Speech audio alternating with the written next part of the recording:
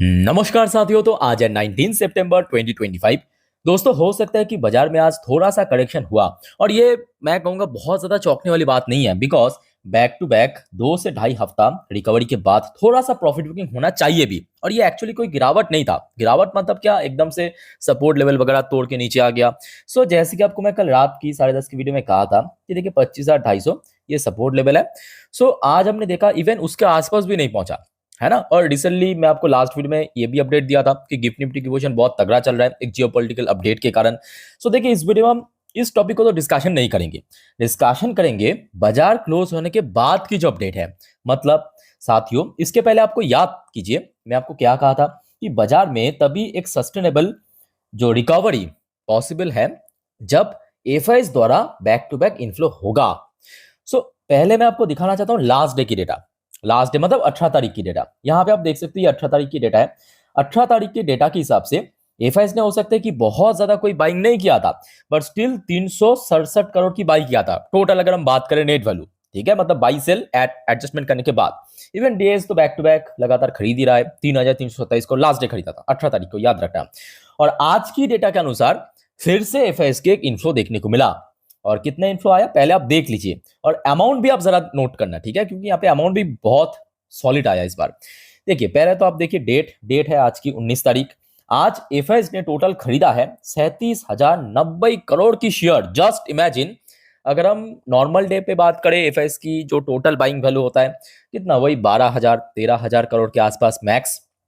But आज वही figure 37,000 crore cross कर चुका है। सेल भी किया है। सेलिंग वैल्यू आपको देखने को मिलेगा 36,700 करोड़। अब देखिए, जब इसके पहले इस टाइप की पोस्ट मैं करता था, बहुत सारे कमेंट आता है कि सर आज तो एक्सपायरी है, चाहे बीएससी चाहे एनएससी की, तो जिस वजह से वॉल्यूम, तब बात तो सही है, एक्सपायरी के दिन थोड़ा बहुत वॉल्यूम बढ़ता है, तो पॉसिबल है कि थोड़ा बहुत एडजस्टमेंट पॉजिटिव में दिखे। बट आज आप सोचिए, क्या है, कोई एक्सपायरी है? बिल्कुल नहीं है। सो आज जो नेट वैल्यू बाइंग देखने को मिला 390 करोड़। जैसे कि लास्ट वीक पे हमने देखा था टोटल 2 दिन, लास्ट वीक में याद रखना, तो पिछले हफ्ते 2 दिन एफआईएस की इन्फ्लो हुआ था हफ्तों में। इस हफ्तों की बात करें, मैं आपको याद दिला देता हूं, 3 दिन इन्फ्लो हुआ है। एक हो गया आपका ट्यूसडे मतलब मंगलवार, लास्ट डे यानी बृहस्पतिवार ऑलरेडी आपको दिखा चुका हूं, और आज यानी फ्राइडे शुक्रवार। 3 दिन लगातार एफएस द्वारा खरीदारी हो रहा है।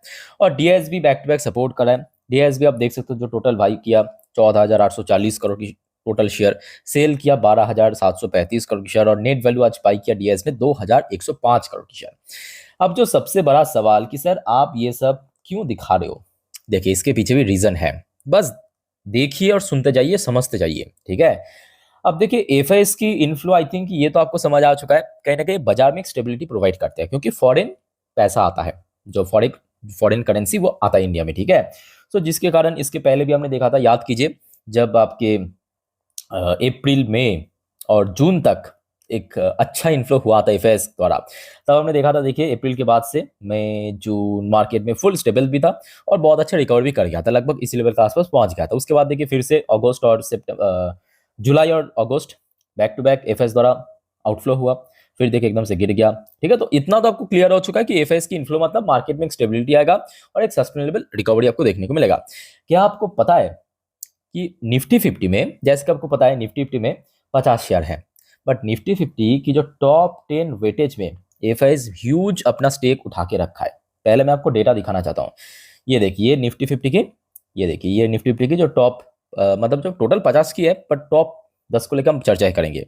फॉर एग्जाम्पल जो सबसे ज्यादा वेटेज कैरी करने वाली शेयर है एचडीएफसी बैंक, जिसमें आपको निफ्टी 50 की लगभग 13% को वेटेज दिख जाएगा। अच्छा, अब मैं आपको थोड़ा एग्जांपल दिखाता हूँ, क्योंकि देखिए एफएस की जब इन्फ्लो आएगा ना, मेरे बात को बस आप मतलब सुनिए, सोचिए और कनेक्ट करने की कोशिश कीजिए।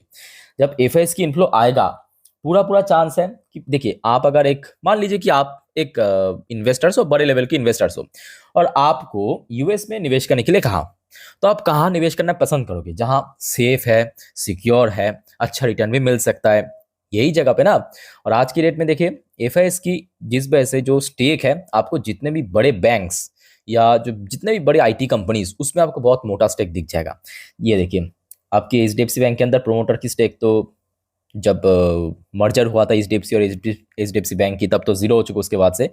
और एफआईएस की स्टेक अगर आप देखेंगे, ये देखिए ये एफआईज आपको दिख रहा है सेकेंड रो में कितना 48.61। जस्ट इमेजिन कीजिए, एचडीएफसी बैंक भारत की लार्जेस्ट प्राइवेट बैंक जिसमें मोस्टली होल्डिंग किसका है, एफआईज का है। तो मतलब जैसे जैसे एफआईज द्वारा इनफ्लो आएगा मार्केट में तो कहाँ पे धीरे धीरे करके बढ़ेगा, इन सब जो सबसे ज्यादा स्टेक है एफआईज की, यहाँ पे डीआईएस की स्टेक दे देखिए इवन उससे कम है। एफआईज की स्टेक है 48.61%, डीआईएस की स्टेक है 35.85%। पब्लिक की स्टेक तो बहुत कम है क्योंकि पब्लिक इस टाइप की जो सेफ एंड सिक्योर कंपनी को पसंद नहीं करते, है ना। वही तो रिटेल इन्वेस्टर्स जो उल्टा सीधा कंपनी मिलता है वहीं पे निवेश करता है जल्दबाजी के कारण। सो फिलहाल वो अलग मुद्दा है। अब देखिए दूसरा, मैं आपको बस डेटा दिखा रहा हूँ, जो इन्फॉर्मेशन दे रहा हूँ ले लीजिए।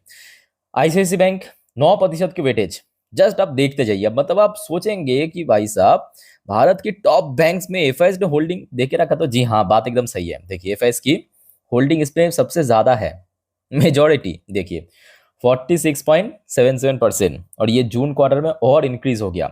आपके मार्च क्वार्टर तक था 45.83%, बढ़ के इस बार 43.77 पर लगभग 1% के आसपास इंक्रीज हुआ। डीआईएस की स्टेक भी देखिए कुछ कम नहीं है, पर स्टिल एफएस मेजॉरिटी लेके रखा है, 43.91 डीएस की स्टेक है। सेम यहाँ पे भी पब्लिक की स्टेक देखिए। इतना बढ़िया बैंक देखिए आईसीआईसी बैंक, पिछले 5 सालों पे लॉकडाउन के बाद से लेकर अभी तक मल्टी बैगर रिटर्न दिया, सुपर मल्टी बैगर रिटर्न। अगर हम बड़े बैंक्स की नजर से देखें, आउटस्टैंडिंग रिटर्न्स दिया। उसके बावजूद भी पब्लिक यहाँ पे पसंद ही नहीं कर रहा है, सोच रहा है कि यहाँ पे अगर हम निवेश करेंगे तो थोड़ा स्लो हो जाएगा, स्लो रिटर्न मिलेगा। अब देखिए हर जगह पेशेंस तो चाहिए। रिलायंस इंडस्ट्री देखिए, रिलायंस में हो सकता है कि अंबानी जी की स्टेक, मतलब जो प्रोमोटर है उनकी स्टेक मेजॉरिटी है 50%। बट उसके बाद अगर हम बात करें ना, एफआईएस और डीआईएस दोनों की स्टेक बहुत तगड़ा है, और खास करके एफआईएस ने देखिए जून क्वार्टर में लगातार इंक्रीज करता जा रहा है। और रिलायंस इंडस्ट्री जैसे इतने बड़े कंपनी में 19-20% की स्टेक मतलब बहुत बड़ी वैल्यू है, क्योंकि इसकी मार्केट वैल्यूएशन देखिए 19 लाख करोड़ में 19% की स्टेक मतलब बहुत मोटा स्टेक एक्चुअली उठा के रखा है, तकरीबन 3.5-4 लाख करोड़ के आसपास। उसके बाद आ जाइए इन्फोसिस, देखिए टॉप आईटी कंपनी भारत की। आइए इन्फोसिस का भी मैं आपको दिखाता हूं, बस आप नोट कीजिए इन्फॉर्मेशन, ठीक है। ये देखिए तो आप समझ जाएंगे कि एफएस की इन्फ्लो होना क्यों मार्केट के लिए इतना बढ़िया है। देखिए इसमें प्रोमोटर की स्टेक बहुत ही कम है 14.61%, बट एफएस की स्टेक देखिए 31.92%। हो सकता है कि पिछले क्वार्टर के हिसाब से थोड़ा बहुत ड्रॉप हुआ है। डीएस की भी बहुत अच्छा स्टेक है, तो मतलब बड़े निवेशक यहाँ पे खूब माल उठा रहा है। 31.90% की स्टेक है इन्फोसिस में, जस्ट आप देखते जाइए। भारतीय एयरटेल देखिए, यहाँ पे भी हो सकता है कि मित्तल जी की स्टेक बहुत ज्यादा है, मतलब प्रोमोटर की स्टेक, बट स्टिल उसके बाद अगर हम बात करें जो सबसे बड़ा स्टेक होल्डर वो आपके एफआईज है प्रोमोटर के पास, देखिए। और ये देखिए एफआईज की जो स्टेक है ना, पिछले कुछ क्वार्टर में बैक टू बैक आपको इंक्रीज देखने को मिलेगा। देखिए ये आपकी दिसंबर, ये आपकी मार्च, ये आपकी जून, 26% के ऊपर स्टेक है। और भारतीय एयरटेल कोई छोटे मोटे कंपनी नहीं है ना, 5-6 लाख करोड़ के आसपास। ये देखिए, सॉरी 5-6 लाख मैं बहुत कम कह दिया, 11 लाख करोड़ की, 11 से 12 लाख करोड़ की कंपनी हो चुकी है आज की डेट में। एलएनटी की बात करें या आईटीसी की बात, देखिए एलएनटी आईटीसी में उतना भी ज्यादा स्टेक नहीं है स्टिल, बट मैं कहूँगा डिसेंट पोर्शन पर उठा के रखा है स्टिल, ठीक है। बहुत नहीं है फिर भी 19% की स्टेक है, ठीक है। इसमें तो कोई प्रोमोटर है भी नहीं। और आईटीसी की अगर हम बात करें, यहाँ पे भी आपको लगभग उतना ही, यहाँ पे मेन जो प्रोमोटर के पास, बट ये देखिए एफएस के पास 37% की स्टेक है। अच्छा, आईटीसी में बहुत अच्छा स्टेक है 37%, जस्ट इमेजिन आईटीसी में, ठीक है। उसके बाद आप टीसीएस में उतना नहीं है, टीसीएस में एक्चुअली टाटा सन्स के पास ही मोस्टली स्टेक है। और उसके बाद देखिए एफएस ने फिर भी एक मोटा होल्डिंग है। इसके अलावा आ जाइए आपके एक्सिस बैंक में स्टेक देखने को बाद तो आपका सर घूम जाएगा। ये देखिए बस आप देखते जाइए, प्रोमोटर की स्टेक है एक्सिस बैंक में 8.17%, एफएस की स्टेक है 40, यहाँ पे भी majority. ICICI bank, HDFC bank, Axis bank, जितने भी टॉप लेवल की private bank, even Kotak Mahindra bank भी आप देखिए।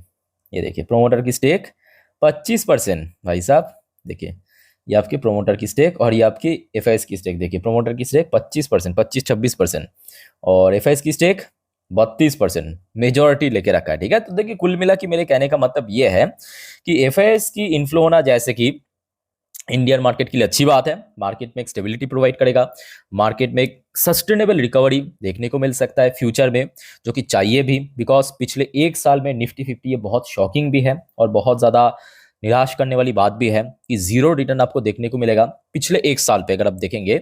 सो मोस्ट प्रॉब्ली अगर एफएस की इनफ्लो एक ठीक ठाक लेवल पे आया तो ये काफी हद तक रिकवर कर सकता है, और रिकवरी अगर शुरू हुआ इन्हीं सब जो शेयर है जिसमें एफएस की होल्डिंग सबसे ज्यादा है, इस पे ही सबसे ज्यादा आपको जो रिकवरी देखने को मिलेगा। ठीक है, तो होपफुली क्लियर हो चुका है। और कोई साथियों आपका डाउट है, कंफ्यूजन है, कमेंट करके बताइए। फिलहाल इस वीडियो को वाइंड अप करता हूँ। वीडियो अच्छी लगे तो लाइक करना, चैनल को सब्सक्राइब करके रखिए। मिलते हैं नेक्स्ट वीडियो में। टेक केयर, बाय बाय, जय हिंद।